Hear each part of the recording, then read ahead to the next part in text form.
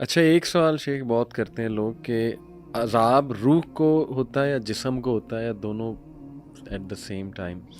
یہ بھی ان سوالوں میں سے ہے جو بہت قدیم سوالات ہیں، اچھا اور ہمیشہ ہر دور میں جی متقدمین نے بھی اس کے اوپر بہت بحث ٹھیک کی کہ یہ اس لیے کہ جب ہم قبر میں سے کسی کو نکالیں تو وہ تو ویسے ہی پڑا ہوتا ہے، ہاں ہاں تو کسی کو عذاب ثواب ہم تو نہیں دیکھ رہے ہوتے کہ کچھ ٹھیک ہو رہا ہے. ٹھیک تو اس سے لوگوں نے کہا کہ اس کا مطلب ہے جسمانی نہیں ہوتا، وہ روحانی ہوتا ہے، صحیح اور روح کو وہ ساری کیفیتیں درپیش ہوتی ہیں. صحیح ہے مسئلہ اصل میں یہ ہے کہ جیسے مثلا یہ بھی تمثیل کے طور پر بیان کیا گیا کہ مثال کے طور پہ جب ہم خواب میں ہوتے ہیں تو خواب میں اللہ تعالیٰ معاف فرمائے سانپ ڈس لے، ہاں جی تو ہمیں جو سانپ ڈسنے کی تکلیف ہوتی ہے خواب میں وہ تو پوری ہوتی ہے، بالکل بالکل ٹھیک ہے. بالکل یہ تو بعد میں پتہ چلتا ہے کہ وہ خواب تھا. خواب تھا.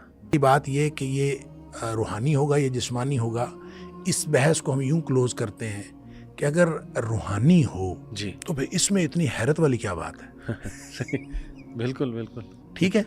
حیرت تو اس وقت ہوتی ہے جب یہ جسمانی ہو. ہاں